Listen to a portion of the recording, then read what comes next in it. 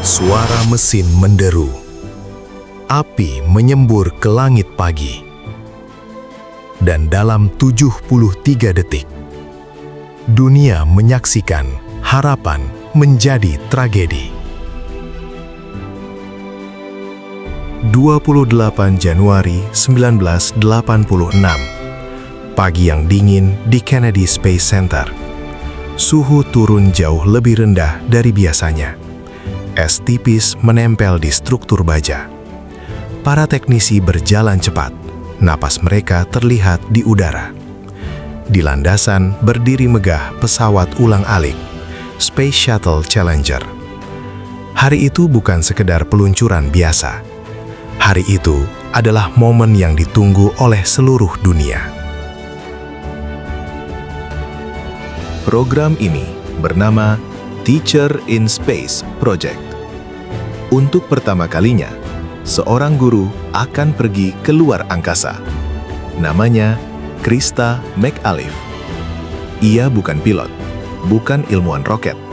Ia adalah guru biasa dari New Hampshire. Dan justru itu yang membuatnya istimewa. Saya akan membawa kelas saya ke luar angkasa. Krista McAuliffe. Di sampingnya, 6 awak lain.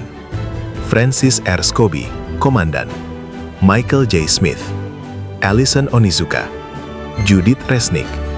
Ronald McNair. Gregory Jarvis. Mereka tersenyum. Mereka percaya. Mereka tidak tahu bahwa pagi itu akan dikenang selamanya. Malam sebelum peluncuran, di ruang rapat, para insinyur dari Morton T. Cockle terlihat gelisah. Masalahnya kecil, tapi mematikan. O-ring, cincin karet kecil di sambungan roket pendorong. Fungsinya sederhana, menahan gas panas agar tidak bocor. Namun suhu dingin membuat karet menjadi keras, kurang elastis, berpotensi gagal menutup celah. Seorang insinyur, Roger Boyce Joly, bersuara, "Jika kita meluncurkan besok, kita beresiko kehilangan kendaraan dan awak." Ruangan hening, namun tekanan jadwal sangat besar. Peluncuran sudah tertunda berkali-kali. Media menunggu, politik ikut menekan. Akhirnya, keputusan dibuat, peluncuran tetap dilanjutkan. 28 Januari 1986. Suhu sekitar -1 derajat Celcius. Tidak biasa untuk Florida. Es terlihat di tangga, tangki, bahkan di badan roket. Tim NASA menyadari kondisi ini, namun tetap yakin sistem akan bekerja. Di ruang kontrol, suara tenang terdengar. T-10. 11:38 pagi waktu setempat. Challenger lepas landas. Api oranye membakar udara. Asap hitam menggulung ke bawah. Langit biru menjadi panggung. Di seluruh Amerika, jutaan orang menonton langsung, termasuk siswa-siswa Krista McAuliffe.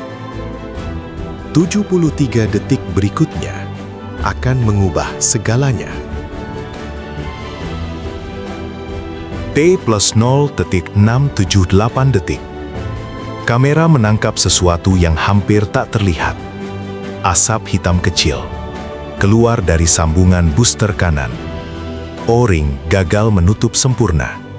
Namun tekanan internal sempat menyegel celah itu sementara. Semua tampak normal. T+36 detik. Challenger melewati area tekanan aerodinamis maksimum, Max Q. Struktur roket bergetar hebat. T58 detik. Segel sementara itu gagal. Gas panas dengan suhu ribuan derajat mulai menyembur keluar. Api kecil muncul. Tidak terlihat jelas dari kejauhan. Tapi di dalam, Ini adalah awal dari akhir. T plus 64 detik. Api dari booster kanan mulai menghantam tangki bahan bakar utama. Tangki itu berisi hidrogen cair dan oksigen cair. Sangat mudah terbakar. T 68 detik. Struktur mulai kehilangan kekuatan. Roket masih naik, tapi tidak lagi stabil. T 73 detik. Segalanya terjadi dalam sekejap. Tangki utama pecah. Struktur hancur oleh gaya aerodinamis. Challenger terurai di langit. Bukan ledakan seperti bom, melainkan kehancuran struktural yang brutal. Awan putih bercabang, membentuk pola yang tak terlupakan. Di ruang kontrol, suara berhenti. "Flight, we have a problem." Namun kalimat itu tidak pernah selesai. Semua orang menatap layar. Tidak ada yang berbicara. Di seluruh dunia, jutaan orang melihatnya secara langsung. Anak-anak di kelas, guru-guru, keluarga para awak, semua terdiam. NASA menghentikan seluruh program penerbangan. Presiden Ronald Reagan berbicara kepada bangsa. They slipped the surly bonds of earth to touch the face of God. Kalimat itu menggema. Bukan hanya kehilangan awak, tapi kehilangan kepercayaan. Dibentuklah Rogers Commission. Salah satu anggotanya, Richard Feynman. Dalam sebuah demonstrasi terkenal, ia memasukkan O-ring ke dalam air es dan berkata, "This is the problem."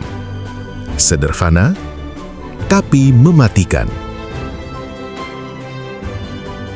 Tragedi ini mengubah segalanya. Prosedur keselamatan diperketat. Budaya organisasi dirombak. Suara insinyur mulai lebih didengar. Namun, harga yang dibayar tidak ternilai. 73 detik cukup untuk mengubah sejarah. Cukup untuk mengingatkan manusia bahwa dalam mengejar bintang, kita tidak boleh mengabaikan hal kecil. Karena kadang, sebuah cincin karet kecil bisa menentukan nasib seluruh dunia.